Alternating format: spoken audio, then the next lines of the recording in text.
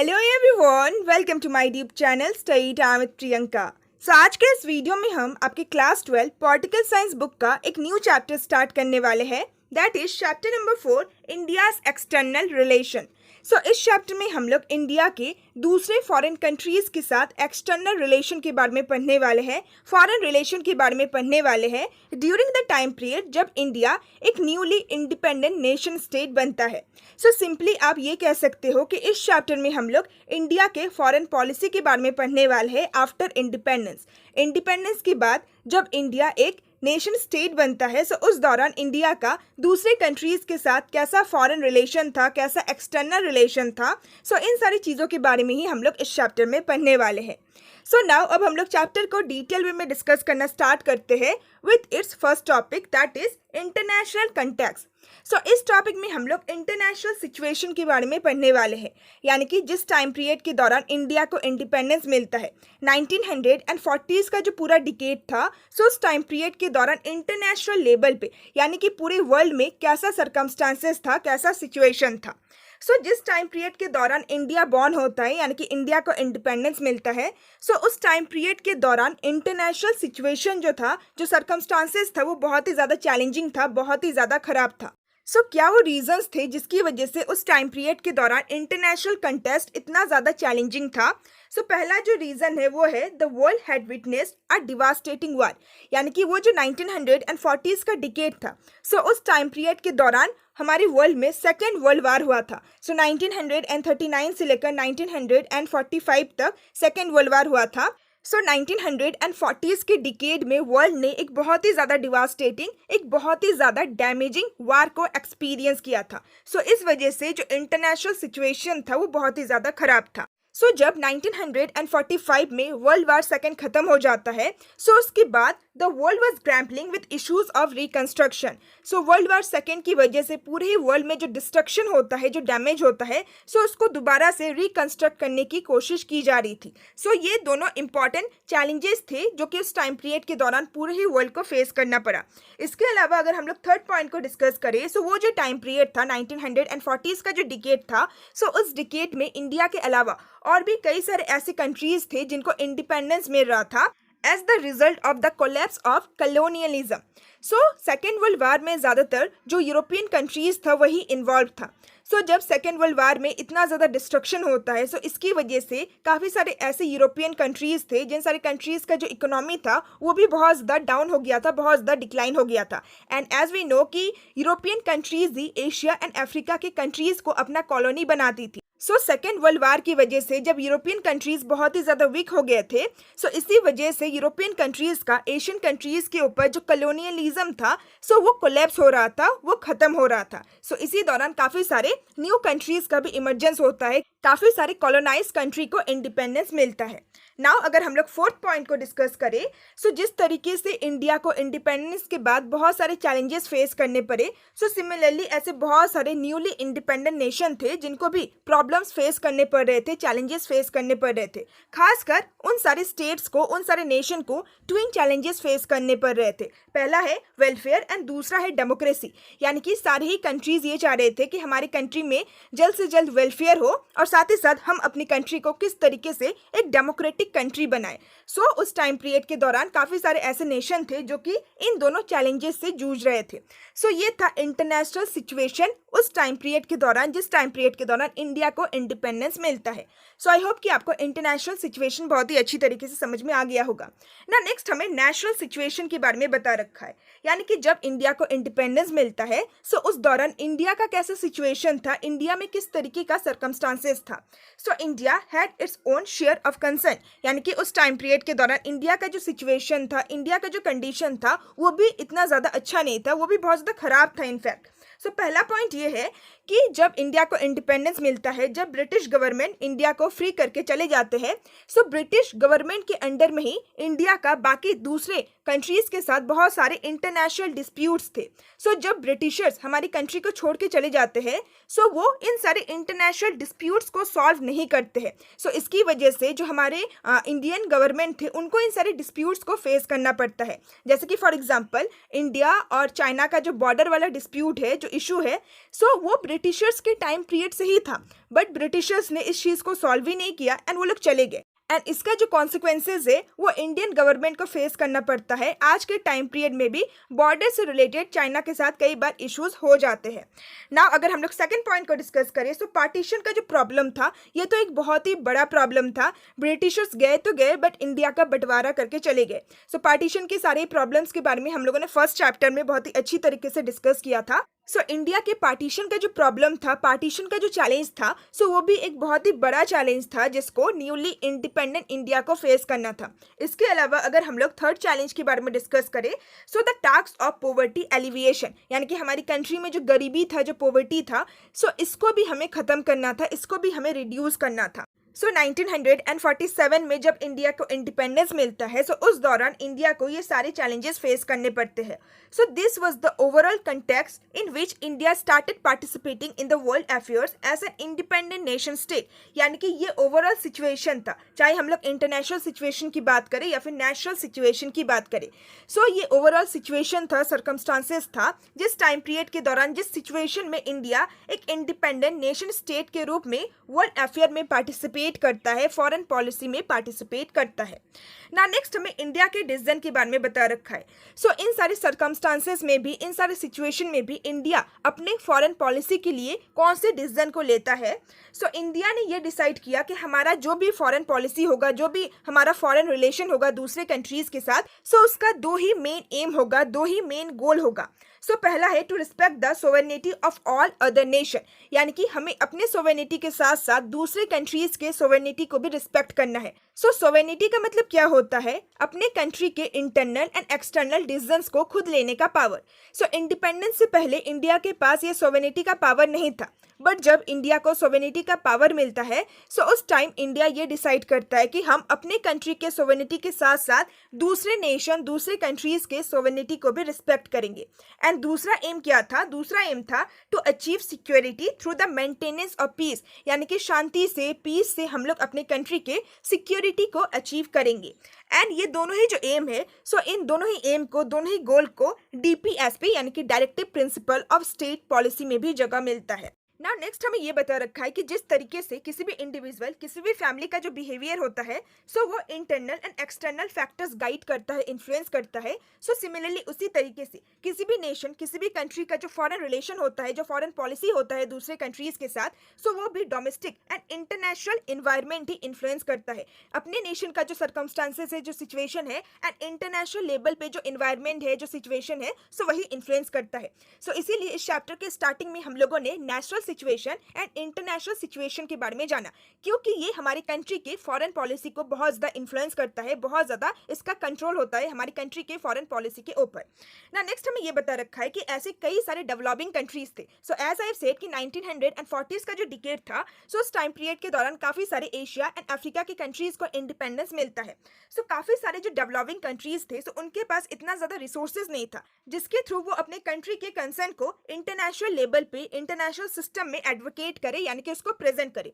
सो इसी वजह से ज़्यादातर जो डेवलपिंग कंट्रीज थे, सो उन्होंने ये डिसाइड किया था कि हमारा जो फॉरेन पॉलिसी होगा वो बहुत ही ज़्यादा सिंपल होगा, हमारा जो फॉरेन पॉलिसी का गोल होगा वो बहुत ही ज़्यादा सिंपल होगा, बहुत ही ज़्यादा स्मॉल होगा देन द एडवांस स्टेट, यानी कि जितने भी पावरफुल या फिर जितने भी डेवलप कंट्रीज थे उनके कंपेरिजन में। अगर हम लोग उस टाइम पीरियड के दौरान फॉरेन पॉलिसी की बात करते हैं, सो ज़्यादातर जो डेवलपिंग कंट्रीज थे उन्होंने पीस एंड डेवलपमेंट के ऊपर फोकस किया था इन देयर ओन नेबरहुड, यानी कि आसपास के जितने भी फॉरेन कंट्रीज है, जो नेबरिंग कंट्रीज है, सो उनके साथ हमें पीस बनाए रखना है और हमें अपनी कंट्री का डेवलपमेंट करना है। सो ज़्यादातर डेवलपिंग कंट्रीज ने इन्हीं दोनों एम के ऊपर फोकस किया था, इन्हीं दोनों गोल के ऊपर फोकस किया था, क्योंकि इससे आगे अगर वो बढ़ते हैं तो उनके पास इतना ज़्यादा रिसोर्सेज नहीं था, क्योंकि सारी स्टेट, सारी नेशन न्यूली इंडिपेंडेंट हुए थे। सो इस वजह से उनके पास इतना ज़्यादा रिसोर्सेज नहीं था कि वो अपने गोल को और ज़्यादा बड़ा कर सके। सो इसीलिए शुरुआत में उन्होंने अपने गोल्स को बहुत ज़्यादा लिमिटेड ही रखा, बहुत ज़्यादा स्मॉल एंड बहुत ही ज़्यादा सिंपल रखा। ना नेक्स्ट हमें कोल्ड वार के बारे में बता रखा है। सो अगेन जिस टाइम पीरियड के दौरान इंडिया को इंडिपेंडेंस मिलता है, सो उस टाइम पीरियड के दौरान वर्ल्ड में कोल्ड वार चल रहा था। सो कोल्ड वार के बारे में आप लोगों ने अपने पॉलिटिकल साइंस के दूसरे बुक में पढ़ा होगा। सो जैसे ही सेकेंड वर्ल्ड वार खत्म होता है 1945 में, सो उसके बाद इमीडिएटली काफ़ी सारे ऐसे डेवलपिंग नेशन थे, डेवलपिंग कंट्रीज थे, जिन्होंने ये डिसाइड किया कि हम लोग पावरफुल कंट्रीज के फॉरेन पॉलिसी को सपोर्ट करेंगे, क्योंकि इसके थ्रू हमें पावरफुल कंट्रीज से सपोर्ट मिलेगा, पावरफुल कंट्रीज से हेल्प मिलेगा।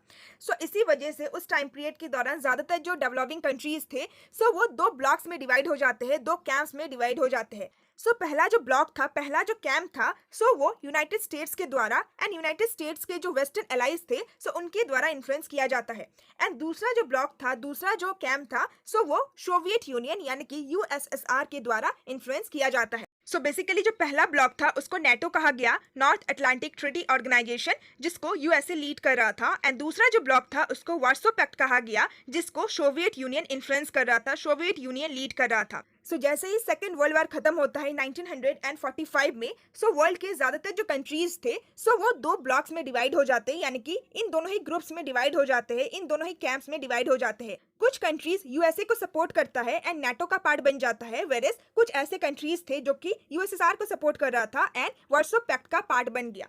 सो ये हमें इंटरनेशनल लेवल पे सिचुएशन देखने को मिल रहा था।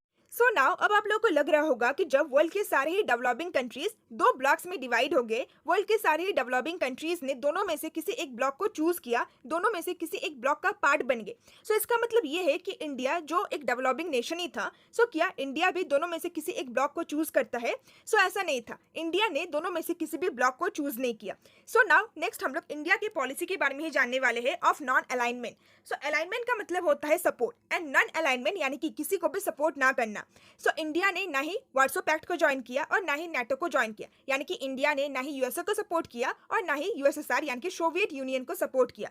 सो इंडिया ने अपने नॉन अलाइनमेंट की पॉलिसी को मेंटेन करके रखा, यानी कि इंडिया ने दोनों ही कैंप से या फिर दोनों ही ब्लॉक से दूरी बना लिया था एंड इंडिया ने नॉन अलाइनमेंट मूवमेंट को ज्वाइन किया। सो नाउ नेक्स्ट हम लोग इंडिया के नॉन अलाइनमेंट की पॉलिसी के बारे में ही पढ़ने वाले हैं। सो इंडिया का जो नेशनल मूवमेंट था, जो फ्रीडम मूवमेंट था, सो वो एक आइसोलेटेड प्रोसेस नहीं था, यानी कि पूरे वर्ल्ड में इंडिया ही एक ऐसा कंट्री नहीं था जो कि फ्रीडम के लिए स्ट्रगल कर रहा था, फ्रीडम के लिए मूवमेंट कर रहा था, बल्कि इंडिया के अलावा वर्ल्ड में खासकर एशिया एंड अफ्रीका में और भी कई सारे ऐसे कंट्रीज थे, कई सारे ऐसे नेशन थे जो कि फ्रीडम के लिए स्ट्रगल कर रहे थे, जो कि कॉलोनियलिज्म एंड इंपेरियलिज्म के अगेंस्ट में स्ट्रगल कर रहे थे। सो इंडिया का जो नेशनल मूवमेंट था वो एक आइसोलेटेड प्रोसेस नहीं था। नाउ नेक्स्ट हमें ये बता रखा है कि इंडिया का जो लिबरेशन मूवमेंट था, यानी कि इंडिया का फ्रीडम के लिए जो मूवमेंट था, इंडिपेंडेंस के लिए जो स्ट्रगल था, जो मूवमेंट था, सो इंडिया के लिबरेशन मूवमेंट ने कई सारे एशियन एंड अफ्रीकन कंट्रीज को भी इन्फ्लुएंस किया था, यानी कि कई सारे ऐसे अफ्रीकन एंड एशियन कंट्रीज थे जो कि इंडिया के इंडिपेंडेंस मूवमेंट से बहुत ही ज़्यादा इंस्पायर हुए थे, बहुत ही ज़्यादा इन्फ्लुएंस हुए थे। सो इंडिया के नेशनल मूवमेंट से इंस्पिरेशन लेकर कई सारे ऐसे अफ्रीकन एंड एशियन कंट्रीज थे जो कि अपने अपने कंट्रीज में नेशनल स्ट्रगल कर रहे थे, फ्रीडम स्ट्रगल कर रहे थे। सो इंडिया के इंडिपेंडेंस से पहले ही 1947 से पहले ही इंडिया के कई सारे ऐसे नेशनलिस्ट लीडर थे जिनका कॉन्टेक्ट दूसरे कॉलोनियल कंट्रीज के लीडर्स के साथ था and united as they were in their common struggle against colonialism and imperialism, यानी कि इंडिया के जो नेशनलिस्ट लीडर थे एंड दूसरे कॉलोनियल कंट्रीज के जो नेशनलिस्ट लीडर थे, सो वे लोग आपस में यूनाइट हुए, आपस में जुड़े, क्योंकि ये जो एक स्ट्रगल था, ये जो एक मूवमेंट था, सो वो सारी कंट्रीज के लिए एक कॉमन स्ट्रगल था अगेंस्ट कॉलोनियलिज्म एंड इंपेरियलिज्म। सो इसीलिए इंडिपेंडेंस से पहले ही कई सारे ऐसे नेशनलिस्ट लीडर थे हमारी कंट्री के एंड दूसरे कॉलोनियल कंट्रीज के जो कि पहले से ही कॉन्टैक्ट में थे, पहले से ही यूनाइटेड थे ना। नेक्स्ट इस चीज़ का हमें एक एग्जाम्पल भी दे रखा है। सो नेताजी सुभाष चंद्र बोस के द्वारा जो इंडियन नेशनल आर्मी को क्रिएट किया गया था during the second world war, so ये एक क्लियरेस्ट आप कह सकते हैं कि एग्जाम्पल है, एक साइन है जिसके थ्रू हमें ये पता चलता है कि इंडिपेंडेंस से पहले इंडिया का एंड दूसरे जो इंडियन पीपल थे जो कि दूसरे कंट्रीज में रहा करते थे, सो उन लोगों के बीच में एक लिंकेज था, एक कनेक्शन था ड्यूरिंग द फ्रीडम स्ट्रगल, यानी कि इंडिपेंडेंस के मूवमेंट के दौरान, फ्रीडम मूवमेंट के दौरान ना। नेक्स्ट अगेन हमें कोल्ड वार एरा के बारे में बता रखा है। सो इस चैप्टर में आपको बार बार कोल्ड वार एरा का जिक्र मिलेगा एंड इसका रीजन ये है कि एज आई सेड कि इंडिया का जो फॉरेन पॉलिसी था, जो एक्सटर्नल रिलेशन था, सो वो इंटरनेशनल सिचुएशन से काफी ज्यादा इन्फ्लुएंस था। सो एज वी नो कि जिस टाइम पीरियड के दौरान इंडिया को इंडिपेंडेंस मिलता है, सो उस टाइम पीरियड के दौरान वर्ल्ड में कोल्ड वार एरा चल रहा था। सो इसीलिए बार बार इस चैप्टर में हमें कोल्ड वार एरा के बारे में बता रखा है। सो नाउ इस टॉपिक में हमें ये बता रखा है कि जिस टाइम पीरियड में इंडिया को इंडिपेंडेंस मिलता है, इंडिया को फ्रीडम मिलता है, सो उसी दौरान वर्ल्ड में कोल्ड वार एरा भी स्टार्ट हो जाता है। सो इंडिया को फ्रीडम मिलता है इन 1947 and cold war era start होता है 1945 में। जैसे ही वर्ल्ड वार सेकेंड खत्म होता है, कोल्ड वार का जो एरा है वो स्टार्ट हो जाता है। सो आखिर कोल्ड वार है क्या? आई होप कि ये सब कुछ आप लोगों ने अपने दूसरे बुक में जरूर पढ़ा होगा, बट फिर भी एक बार मैं आप लोगों को बता देती हूँ कि कोल्ड वार एरा क्या था। So cold war era basically एक political, economic and military military confrontation था, एक कॉम्पिटिशन था between the two blocs led by the two super powers USA and the USSR. So जब सेकेंड वर्ल्ड वार खत्म हो गया, सेकेंड वर्ल्ड वार खत्म होने के बाद जितने भी यूरोपियन कंट्रीज थे वो बहुत ही ज्यादा वीकर बन गए थे, बट ऐसे दो कंट्रीज थे जो कि उस टाइम पीरियड के दौरान भी बहुत ही ज्यादा पावरफुल थे। पहला था यूएसए यानी कि United State of America and दूसरा था यूएसएसआर यानी कि Union of Soviet Socialist Republic. इन दोनों सुपर पावर एंड इन दोनों सुपर पावर के द्वारा जो तो ब्लॉक को क्रिएट किया गया था, that is NATO and Warsaw Pact. इन दोनों ब्लॉक्स के बीच में ग्लोबल लेवल पे, इंटरनेशनल लेवल पे जो political, economic and military competition था एंड इवन जो आइडियोलॉजिकल कंपटीशन था, इसी को कोल्ड वार कहा गया है। कोल्ड वार के एरा के दौरान, टाइम पीरियड के दौरान हमें यही देखने को मिलता है कि दोनों सुपर पावर में से, दोनों ब्लॉक में से किसका पॉलिटिकल सिस्टम अच्छा है, किसका इकोनॉमी अच्छा है, किसका मिलिट्री अच्छा है, किसका आइडियोलॉजी अच्छा है। ये हमें कंपटीशन देखने को मिलता है बिटवीन द टू ब्लॉक। इसी को कोल्ड वार एरा कहा गया है। जिस टाइम पीरियड में इंडिया को इंडिपेंडेंस मिलता है, उसी टाइम पीरियड के दौरान वर्ल्ड में कोल्ड वार एरा भी चल रहा था। ये एक इंटरनेशनल सिचुएशन हमें देखने को मिलता है, बट इसके अलावा उस टाइम पीरियड के दौरान और भी कई सारी चीजों का डेवलपमेंट होता है, जैसे कि the establishment of the UN यानी कि यूनाइटेड नेशन ऑर्गेनाइजेशन का उसी टाइम पीरियड के दौरान स्टेबलाइजमेंट होता है। इसके अलावा कई सारी कंट्रीज अपने अपने न्यूक्लियर वेपन्स को भी क्रिएट करते हैं उस टाइम पीरियड के दौरान। कम्युनिस्ट चाइना का भी इमर्जेंस होता है and the beginning of decolonisation. 1940s का जो डिकेड था उस टाइम पीरियड के दौरान, एज आई सेड, कि कई सारे ऐसे एशिया एंड अफ्रीका के कंट्रीज थे जो कि यूरोपियन कंट्रीज का कॉलोनी हुआ करता था। जब सेकेंड वर्ल्ड वार के बाद यूरोपियन कंट्रीज बहुत ज्यादा वीक हो गए, उसके बाद यूरोपियन कंट्रीज का जो कॉलोनियल एम्पायर था, वो भी धीरे धीरे डिक्लाइन कर रहा था, कोलैप्स कर रहा था। 1940s के डिकेड में डीकोलोनाइजेशन का जो प्रोसेस था उसकी शुरुआत हो चुकी थी। India's leadership had to pursue its national interest within the prevailing international context. India में जो भी लीडर था यानी कि जो इंडियन गवर्नमेंट था, उसको इन सारे इंटरनेशनल सिचुएशन के अकॉर्डिंग ही अपने नेशनल इंटरेस्ट को परस्यू करना था, यानी कि अपने फॉरेन पॉलिसी को डिसाइड करना था, अपने फॉरेन रिलेशन को स्टेबलाइज करना था। विद दिस हमारा ये टॉपिक कंप्लीट होता है। नाउ हमारा जो नेक्स्ट टॉपिक है वो है Nehru's role. As we know कि उस टाइम पीरियड के दौरान हमारे जो पहले प्राइम मिनिस्टर थे वो थे जवाहरलाल नेहरू। जवाहरलाल नेहरू का क्या रोल होता है इंडिया के फॉरेन रिलेशन में, फॉरेन पॉलिसी में, उसी के बारे में हमें इस टॉपिक में बता रखा है। हमारे फ्री इंडिया के जो पहले फ्री प्राइम मिनिस्टर थे उनका नाम था जवाहरलाल नेहरू। जवाहरलाल नेहरू ने एक बहुत ही क्रूशियल रोल प्ले किया था, एक बहुत ही इंपॉर्टेंट रोल प्ले किया था in setting the national agenda, यानी कि हमारी कंट्री के एजेंडा को सेट करने के लिए, हमारी कंट्री के फॉरेन रिलेशन या फिर फॉरेन पॉलिसी को डिसाइड करने के लिए। He was his own foreign minister, यानी कि जवाहरलाल नेहरू अपने कैबिनेट के खुद फॉरेन मिनिस्टर थे। जवाहरलाल नेहरू फ्री इंडिया में एक प्राइम मिनिस्टर के रूप में भी वर्क कर रहे थे, साथ ही साथ एक फॉरेन मिनिस्टर के रूप में भी वर्क कर रहे थे।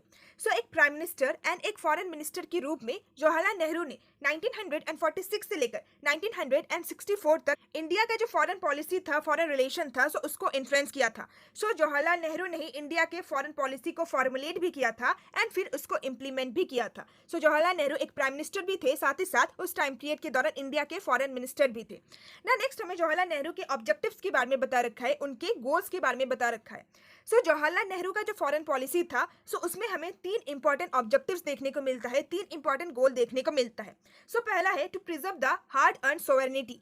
इतनी मुश्किल से जो हमारी कंट्री को सोवेरेनिटी का पावर मिला है, हमारी कंट्री को जो पावर मिला है कि हम अपने इंटरनल एंड एक्सटर्नल डिसीजन को खुद ले सकते हैं, इतनी मुश्किल से इंडिया को जो सोवेरेनिटी मिला है, इसको हमें बचाए रखना है। ये जवाहरलाल नेहरू का पहला फॉरेन पॉलिसी का ऑब्जेक्टिव था। दूसरा ऑब्जेक्टिव था टू प्रोटेक्ट टेरिटोरियल इंटीग्रिटी, यानी कि हमारी कंट्री में जो यूनिटी है, जो इंटीग्रिटी है, उसको हमें बचाए रखना है, उसको हमें प्रोटेक्ट करना है। एंड तीसरा है to promote rapid economic development, यानी कि हमें हमारी कंट्री में जल्द से जल्द इकोनॉमिक डेवलपमेंट करना है, पॉवर्टी से हमें बाहर निकलना है। ये तीन मेन ऑब्जेक्टिव थे जवाहरलाल नेहरू के फॉरेन पॉलिसी का।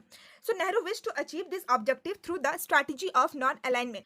जवाहरलाल नेहरू ने एक प्राइम मिनिस्टर के रूप में, एक फॉरेन मिनिस्टर के रूप में कोल्ड वार के पीरियड में ये डिसाइड किया था कि हम लोग दोनों में से किसी भी ब्लॉक को ज्वाइन नहीं करेंगे, किसी भी कैंप का पार्ट नहीं बनेंगे, हम लोग नॉन अलाइनमेंट का जो पॉलिसी है, जो स्ट्रैटेजी है, उसको फॉलो करेंगे, क्योंकि इसके थ्रू ही हमारा जो ऑब्जेक्टिव है, हमारा जो गोल है, वो पूरा हो सकता है। जवाहरलाल नेहरू को ये लगा था कि इंडिया अगर दोनों में से किसी भी एक ब्लॉक को ज्वाइन कर लेता है, देन हमारा जो ये ऑब्जेक्टिव है, ये कभी भी फुलफिल नहीं होता, कभी भी पूरा नहीं होता। मान लीजिए कि अगर इंडिया दोनों में से किसी भी एक ब्लॉक को ज्वाइन कर लेता है, एंड ये जो कोल्ड वार था between the two super power and their block, अगर ये cold war third world war में बदल जाता, द इंडिया को भी वार में इंक्लूड होना पड़ता, एंड इसके कारण पॉसिबिलिटी था कि इंडिया का जो सोवरेनिटी है, इंडिया के पास जो पावर है, सो वो दोबारा से छिन जाए। साथ ही साथ वार की वजह से हमारी कंट्री में जो इंटीग्रिटी था, जो यूनिटी था, सो वो भी अफेक्टेड होता, और वार की वजह से हमारी कंट्री का कभी भी इकोनॉमिक डेवलपमेंट नहीं होता। सो इन्हीं सारी चीजों को सोच के जवाहरलाल नेहरू ने नॉन अलाइनमेंट की स्ट्रैटेजी को अपनाया था, नॉन अलाइनमेंट की पॉलिसी को अपनाया था। सो आई होप कि आपको जवाहरलाल नेहरू के ऑब्जेक्टिव्स भी समझ में आ गए होंगे। बट जवाहरलाल नेहरू का ये जो डिसीजन था, सो इसको इवन क्रिटिसाइज भी किया गया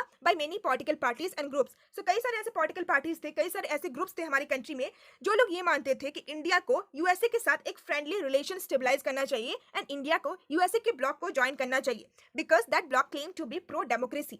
सो यूएसए का जो ब्लॉक था, जो नेटो था, सो वो प्रो डेमोक्रेटिक था, यानी कि डेमोक्रेसी को वो बहुत ज्यादा प्रमोट करते थे, एंड इंडिया भी एक डेमोक्रेटिक कंट्री था। सो इसीलिए कुछ पार्टीज एंड ग्रुप्स के द्वारा ये कहा गया कि इंडिया को यूएसए के ब्लॉक को ज्वाइन कर लेना चाहिए, and even doctor B R Ambedkar जैसे जो लीडर थे, सो उन्होंने भी इस बात को सपोर्ट किया। एंड साथ ही साथ हमारी कंट्री में कुछ ऐसे भी पॉलिटिकल पार्टीज थे जो कि कम्युनिज्म को अपोज करते थे। सो कम्युनिज्म बेसिकली सोवियत यूनियन का आइडियोलॉजी हुआ करता था। सो ऐसे पॉलिटिकल पार्टीज जो कि कम्युनिज्म को अपोज करते थे, सो वे सारे पॉलिटिकल पार्टीज भी ये चाह रहे थे कि इंडिया को यूएसए की ब्लॉक को ज्वाइन कर लेना चाहिए था, यूएसए की फॉरेन पॉलिसी को फॉलो करना चाहिए था, एंड दिस इंक्लूडेड द भारतीय जनसंघ एंड लेटर द स्वतंत्रता पार्टी। सो भारतीय जनसंघ एंड जो स्वतंत्रता पार्टी के लीडर्स थे, सो उनके द्वारा ये सपोर्ट किया गया कि इंडिया को यूएसए को ज्वाइन कर लेना चाहिए था, यूएसए के ब्लॉक को ज्वाइन कर लेना चाहिए था। But foreign minister and prime minister थे तो जवाहरलाल नेहरू ही, बट जवाहरलाल नेहरू ने ये डिसाइड किया कि हमें अपने ऑब्जेक्टिव्स को पूरा करने के लिए नॉन अलाइनमेंट मूवमेंट को ज्वाइन करना पड़ेगा, नॉन अलाइनमेंट का जो स्ट्रैटेजी है, जो पॉलिसी है, उसको अपनाना पड़ेगा।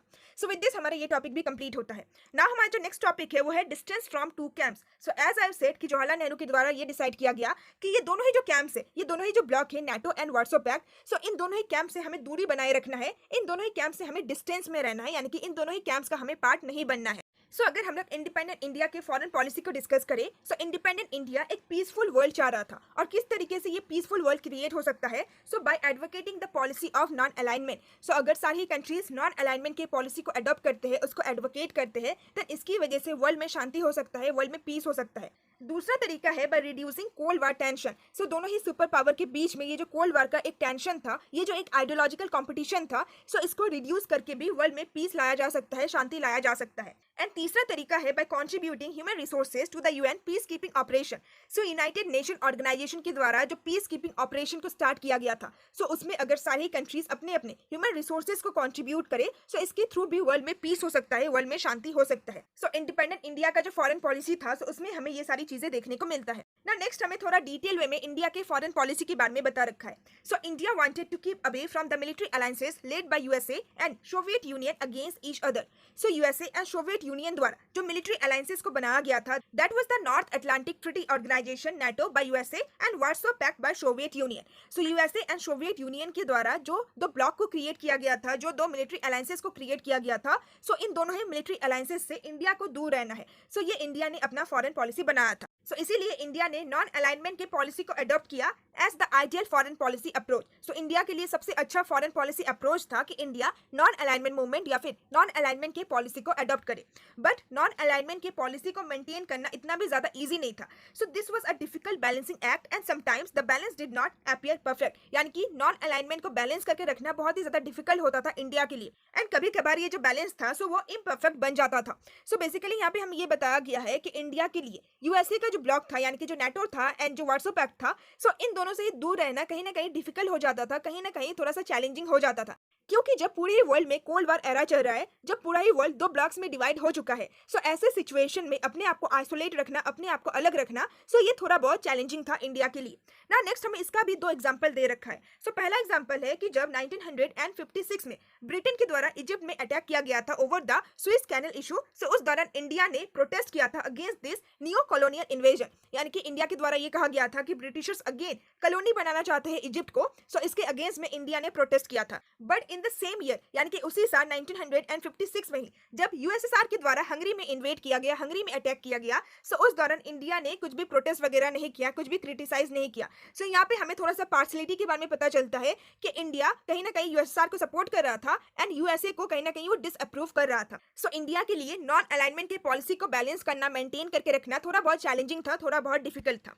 ना नेक्स्ट हमें ये बता रखा है कि जब इंडिया दूसरे डेवलपिंग कंट्रीज को कन्विंस करने की कोशिश कर रहे थे कि दूसरे डेवलपिंग इवॉल्विंग कंट्रीज भी नॉन अलाइनमेंट के पॉलिसी को अडॉप्ट कर ले, नॉन अलाइनमेंट मूवमेंट का पार्ट बन जाए, सो उसी दौरान इंडिया का जो नेबरिंग कंट्री है दैट इज पाकिस्तान, सो पाकिस्तान ने यूएसए की मिलिट्री अलायंस को ज्वाइन कर लिया, पाकिस्तान ने नाटो को ज्वाइन कर लिया। सो इंडिया का इंडिपेंडेंस के बाद जो इनिशिएटिव्स था, जो स्टेप्स था, एंड इंडिया का नॉन अलाइनमेंट का जो पॉलिसी था, सो इससे यूएसए बहुत ही ज्यादा अनहैप्पी था। यूएसए को ये लगा कि जब पाकिस्तान नाटो को ज्वाइन कर सकता है देन इंडिया क्यों नहीं कर सकता है। सो इसी वजह से यूएसए एंड इंडिया के रिलेशन में भी हमें थोड़ा डिफरेंसेस देखने को मिलता है during the 1950s। So with this हमारा डिस्टेंस फ्रॉम टू कैंप्स वाला टॉपिक भी कंप्लीट होता है। नाउ हमारा जो नेक्स्ट टॉपिक है वो है अफ्रो एशियन यूनिटी। सो इस टॉपिक में हमें African countries and Asian countries के यूनिटी के बारे में बता रखा है। सो जवाहरलाल नेहरू ने एक बहुत ही मेजर रोल प्ले किया था, एक बहुत ही इंपॉर्टेंट रोल प्ले किया था इंडिया के लिए in world affair and specially in Asian affair. So as I said कि ज्यादातर जो यूरोपियन कंट्रीज थे, so उन्होंने एशिया के कंट्रीज को ही कॉलोनी बनाया था एंड इवन अफ्रीका के कंट्रीज को कॉलोनी बनाया था। सो जवाहरलाल नेहरू ने वर्ल्ड अफेयर में एक बहुत ही इंपॉर्टेंट रोल प्ले किया एशियन कंट्रीज को यूनाइट करने में। सो जवाहरलाल नेहरू का जो एरा था, उनका जो रूलिंग टाइम पीरियड था, सो उस टाइम पीरियड को मार्क किया जाता है by the establishment of contact between India and other newly independent state in Asia and Africa. यानी कि जवाहरलाल नेहरू के रूलिंग टाइम पीरियड के दौरान इंडिया का दूसरे Asian and African newly independent states के साथ, कंट्रीज के साथ कॉन्टैक्ट स्टेबलाइज होता है। सो पूरा जो 1940s एंड 1950s का डिकेड था, सो इस टाइम पीरियड के दौरान जवाहरलाल नेहरू ने एशियन यूनिटी को बहुत ही ज्यादा स्ट्रांगली सपोर्ट किया था, बहुत ही ज्यादा स्ट्रांगली एडवोकेट किया था। सो इसका क्या एविडेंस है हमारे पास? सो इसका हमारे पास बहुत सारे एविडेंस है।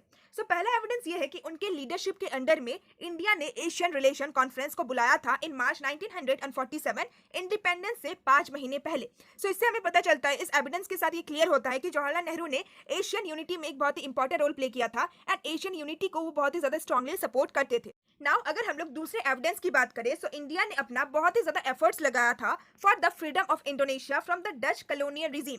सो इंडोनेशिया को डच कॉलोनियल रूल से फ्री करने के लिए इंडिया ने बहुत ही ज्यादा एफर्ट लगाया था। सो इंडिया ने 1949 में इंटरनेशनल कॉन्फ्रेंस को बुलाया था to support its freedom struggle. Indonesia के फ्रीडम स्ट्रगल को सपोर्ट करने के लिए इंडिया के द्वारा इंटरनेशनल कॉन्फ्रेंस को बुलाया गया था 1949 में। नाउ अगर हम लोग तीसरे एविडेंस की बात करें, सो इंडिया एक बहुत ही स्ट्रॉन्ग सपोर्टर था ऑफ द डीकोलोनाइजेशन प्रोसेस। साथ ही साथ इंडिया रेसिज्म को बहुत ही ज्यादा अपोज करते थे एंड साउथ अफ्रीका में जो एपार्थाइड रिजीम था, यानी कि कलर के बेसिस पे जो डिस्क्रिमिनेशन होता था, सो इसको भी बहुत ही ज्यादा अपोज करते थे। ना फोर्थ पॉइंट में हमें ये बता रखा है कि 1955 में बैंडेंग, जो कि एक इंडोनेशियन सिटी है, सो वहां पे अफ्रो एशियन कॉन्फ्रेंस को हेल्ड किया जाता है, जिसको कॉमनली बैंडेंग कॉन्फ्रेंस कहा जाता है। सो ये जो कॉन्फ्रेंस है, ये कॉन्फ्रेंस मार्क करता है, ये कॉन्फ्रेंस एक साइन है India's engagement with the newly independent Asian and African nation. यानी कि इंडिया का किस तरीके से न्यूली जो इंडिपेंडेंट कंट्रीज है एशिया एंड अफ्रीका में, सो उन सारी कंट्रीज के साथ किस तरीके से इंडिया का एंगेजमेंट होता है, सो ये कॉन्फ्रेंस उस चीज को मार्क करता है। ना फिफ्थ पॉइंट में हमें ये बता रखा है कि ये जो बैंडेंग कॉन्फ्रेंस था, सो बाद में इसी कॉन्फ्रेंस के द्वारा नाम को स्टेबलाइज किया गया, नाम यानी कि non alignment movement. So non alignment movement को फिर स्टेबलाइज किया गया एंड नॉन अलाइनमेंट मूवमेंट का जो पहला समिट होता है, पहला जो मीटिंग होता है, सो वो बेलग्रेड में होता है इन सितंबर 1961। बहुत ही इंपॉर्टेंट पॉइंट है आपके 1 मार्क क्वेश्चन के लिए। एंड जवाहरलाल नेहरू नाम के को फाउंडर होते हैं। सो विद दिस हमारा अफ्रो एशियन यूनिटी वाला टॉपिक भी कंप्लीट होता है। सो आई होप कि आपको ये सारे टॉपिक्स बहुत ही अच्छी तरीके से समझ में आ गए होंगे। सो इस चैप्टर में हम लोग इंडिया के एक्सटर्नल रिलेशन, इंडिया के फॉरेन रिलेशन के बारे में तो पढ़ेंगे, बट इससे पहले हमारे लिए ये जानना बहुत ही ज्यादा जरूरी है कि उस टाइम पीरियड के दौरान इंटरनेशनल लेवल पे कैसा सर्कमस्टांसेस था, कैसा सिचुएशन था। क्योंकि वर्ल्ड का जैसा सिचुएशन होगा, सो वे सारी सिचुएशन, वे सारी कंडीशन हमारी कंट्री के एक्सटर्नल रिलेशन को इन्फ्लुएंस करेगा। सो इसीलिए फर्स्ट टॉपिक में हमें वर्ल्ड की सिचुएशन के बारे में बता रखा है। सो सेकंड टॉपिक में हम लोग इंडिया का अपने फॉरेन कंट्रीज के साथ जो एक्सटर्नल रिलेशन था, जो फॉरेन रिलेशन था, सो उसके बारे में डिस्कस करेंगे।